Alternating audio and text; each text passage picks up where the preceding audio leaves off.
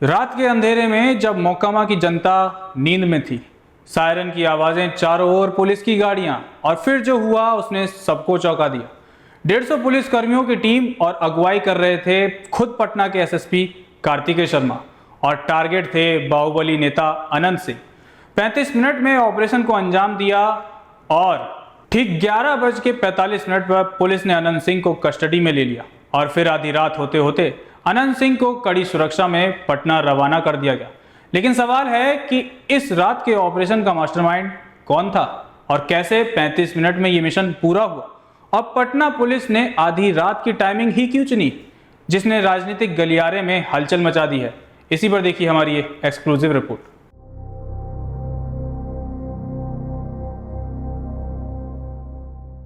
बिहार की सियासत में देर रात बड़ा ड्रामा देखने को मिला है, जब जेडीयू उम्मीदवार और बाहुबली नेता अनंत सिंह को पटना पुलिस ने दुलारचंद हत्याकांड के मामले में गिरफ्तार कर लिया। रात के करीब 11:10 हो रहे थे। अनंत सिंह चुनाव प्रचार करके राज्य की राजधानी से लगभग 63 किलोमीटर दूर बाढ़ स्थित अपने घर में अपने समर्थकों के साथ मौजूद थे, और तभी सुनाई देती है पुलिस के सायरन की आवाज।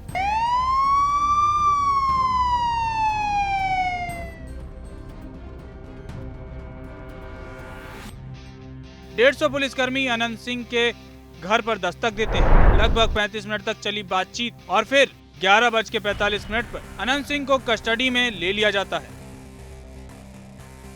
आप इस वीडियो में साफ देख सकते हैं कि किस तरह से सफेद कुर्ते में वो जा रहे हैं बिना किसी हथकड़ी के, और पुलिस वाले उनके पीछे हैं। पुलिस अनंत सिंह को लेकर आधी रात को ही पटना रवाना हो जाती है। इस दौरान खबर आती है कि पटना में देर रात एसएसपी प्रेस कॉन्फ्रेंस करेंगे। लगभग 1 बजे ये सूचना मीडिया तक पहुंच गई। वहीं पटना के जिलाधिकारी भी 1:30 बजे तक प्रेस कॉन्फ्रेंस हॉल में पहुंच चुके थे। लेकिन अनंत सिंह को लेकर पटना लौट रही पुलिस को समय लग गया और आखिरकार रात को करीब 1:45 पर पुलिस अनंत सिंह को लेकर पटना पहुंच गई। इसके बाद रात 2 बजे प्रेस कॉन्फ्रेंस की गई, जिसमें पटना के डीएम ने चुनाव आयोग के निर्देशों के तहत शांतिपूर्ण चुनाव कराने की बात दोहराई। इसके बाद एसएसपी कार्तिकेय शर्मा ने पूरे मामले की जानकारी देते हुए अनंत सिंह की गिरफ्तारी की पुष्टि की। तो चलिए पहले आपको सुनाते हैं कि पटना के डीएम और एसएसपी ने क्या कुछ कहा। पूरी घटना का छानबीन भी पुलिस द्वारा पुलिस कार्रवाई के तहत की जा रही है। कांड दर्ज हुआ है और पुलिस कार्रवाई अलग से चल रही है। हम लोग इस घटना को बहुत ही सीरियसली देख रहे हैं और घटना के बाद काफ़ी हम लोगों ने कार्रवाई की है। आज जो गिरफ्तारी हुई है इसके संबंध में एसएसपी साहब और केस के डिटेल संबंध में आपको बताएंगे। आचार संहिता बहुत ही एक मजबूत स्तंभ है पूरा इलेक्शन प्रोसेस में, और इलेक्शन कमीशन का स्पष्ट निर्देश है कि बाई लॉ इलेक्शन होगा तो उसी का अनुपालन 100% करने में हम लोग लगे हुए हैं और कराएंगे भी। कोई भी असामाजिक तत्व किसी भी प्रकार की प्रयास किया करेगा कानून तोड़ने का, आचार संहिता तोड़ने का, या किसी भी प्रकार की इन्फ्लुएंस करने का कोशिश करेगा तो उनके विरुद्ध कठोरतम कार्रवाई की जाएगी। हम लोग 100% आर्म्स डिपोजिशन करने के लिए आदेश दिए हैं और लगातार जल्द से जल्द जितने भी लीगल आर्म्स हैं वो भी डिपॉजिट हो जाएंगे। चेकिंग पॉइंट्स हर विधानसभा में 50 के ऊपर पॉइंट्स बनाने के लिए निर्देश दिया गया है, जिसमें सीएपीएफ के माध्यम से भी चेकिंग कराई जाएगी। सेजर पूरे राज्य में पटना जिला में सबसे ज़्यादा सेजर अभी तक का हुआ है। लगातार सीएपीएफ सक्रिय हैं और पर्याप्त मात्रा में सीएपीएफ की बल उपलब्ध हैं। वो पुलिस बल और मजिस्ट्रेट के साथ लगातार चेकिंग की कार्रवाई लगातार कर रहे हैं। आप लोग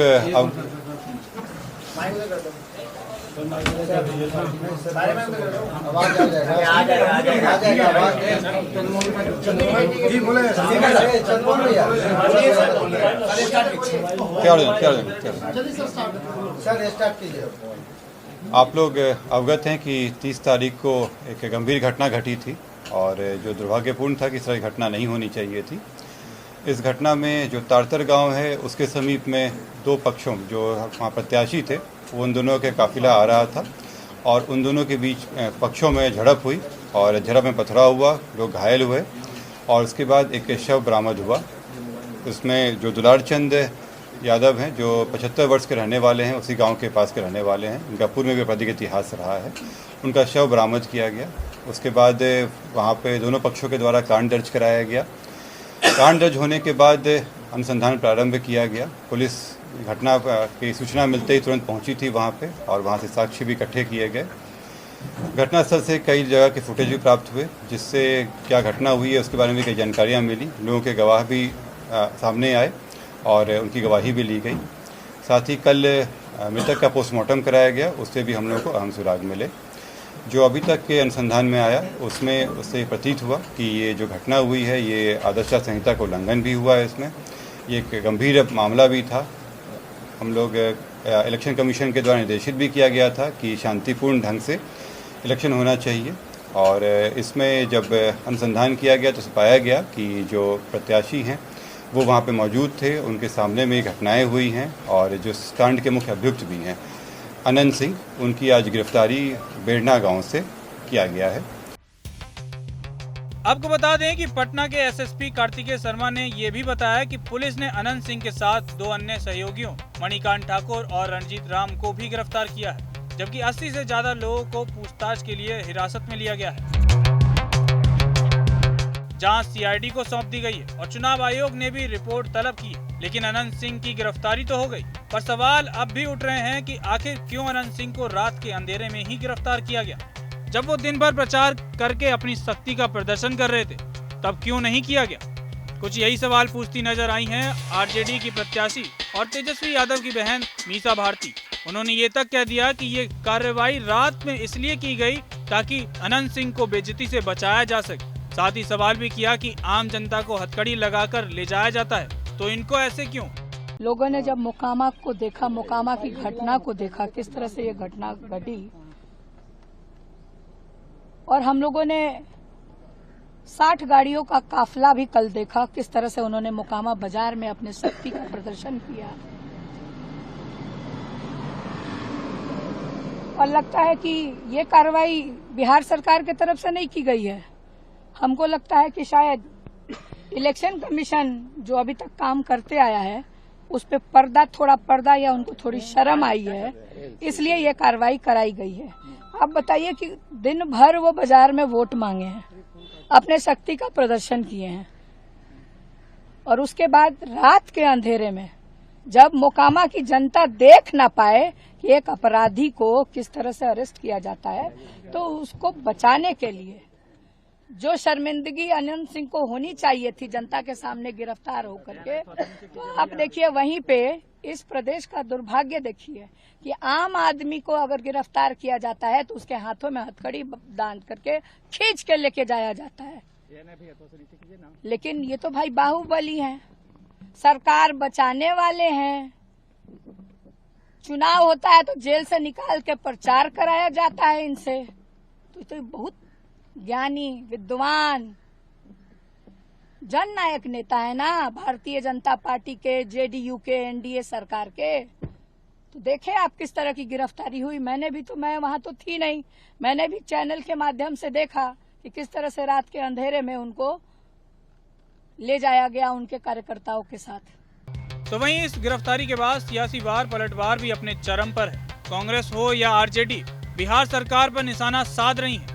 अनंत सिंह की गिरफ्तारी के बाद बिहार के नेता प्रतिपक्ष तेजस्वी यादव ने प्रतिक्रिया देते हुए कहा कि जिस तरह से घटना घटी ये तो होना ही था। देखिए, ये तो होना ही था, ये तो स्पष्ट था। जिस प्रकार से घटना हुई है, अंजाम दिया गया है, तो ये तो होना ही था। लेकिन प्रधानमंत्री जी आज आ रहे हैं। आज भी देखिए बिहार में, रोहतास में, आरा में पिता पुत्र की हत्या कर दी गई। लगातार जो है महाजंगल राज की स्थिति बिहार में बनी हुई है। कोई ऐसा दिन नहीं बिहार में जहां गोलियां ना चल रही हो। ये प्रधानमंत्री जी को नहीं दिखता है। इस मामले में कांग्रेस भी पीछे नहीं रही। कांग्रेस ने भी जमकर हमला बोला। कांग्रेस नेता पवन खेड़ा ने अनंत सिंह की गिरफ्तारी पर कहा कि ऐसा नहीं है कि गिरफ्तारी आज हुई है, पहले भी गिरफ्तारियां हुई, जमानत भी हुई थी, लेकिन जो जंगल राज की बात कर रहे थे वो आज सबके सामने आ गया कि असली जंगल राज यही है, जहां चुनाव के बीच में नेताओं पर गोली चलवाई जा रही है। नेता ही करवा रहे हैं। आज प्रधानमंत्री का रोड शो है, इसलिए गिरफ्तारी हुई। अनंत सिंह की गिरफ्तारी के बाद बयानों की छड़ी लग गई। वीआईपी प्रमुख मुकेश सैनी ने भी कहा कि ये चुनाव न केवल बिहार बल्कि बिहारियों के भविष्य का चुनाव है। उन्होंने बिहार के लोगों से अपील करते हुए कहा कि आपने 20 सालों तक एनडीए की सरकार देखी, अब ऐसी सरकार चुनिए जो आपके विषय में सोचे। आरजेडी नेता मृत्युंजय तिवारी भी कहते नजर आए कि ये गुंडागर्दी है, इसमें इतनी देरी क्यों हुई, और ये तक कह दिया कि ये खाना पूर्ति की गई है। तो वहीं इस सब के बीच केंद्रीय मंत्री चिराग पासवान ने आरजेडी नेता तेजस्वी यादव के बयान पर प्रतिक्रिया देते हुए कहा कि अगर सरकार अपराधियों को संरक्षण देती तो कल रात हुई कार्रवाई नहीं होती। अगर अपराधियों को संरक्षण देती तो कल रात जो कार्रवाई हुई है वो नहीं होती।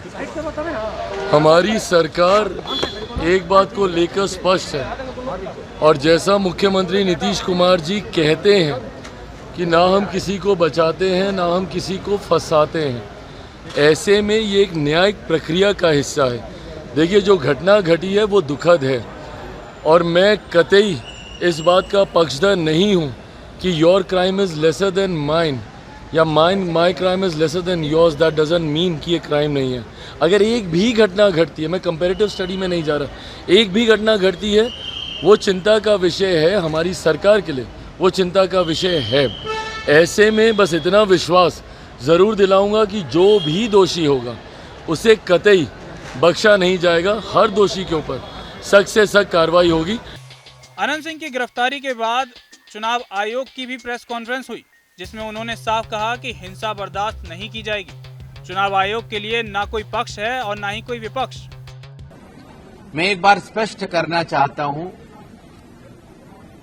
कि चुनाव आयोग के लिए न कोई पक्ष है न कोई विपक्ष है, सब समकक्ष है।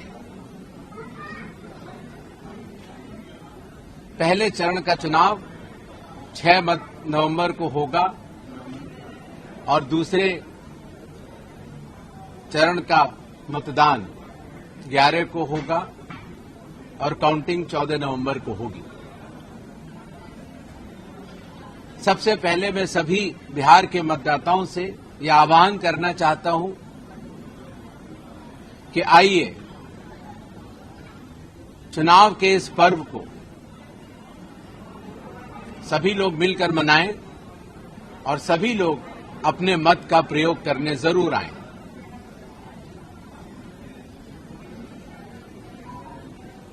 जहां तक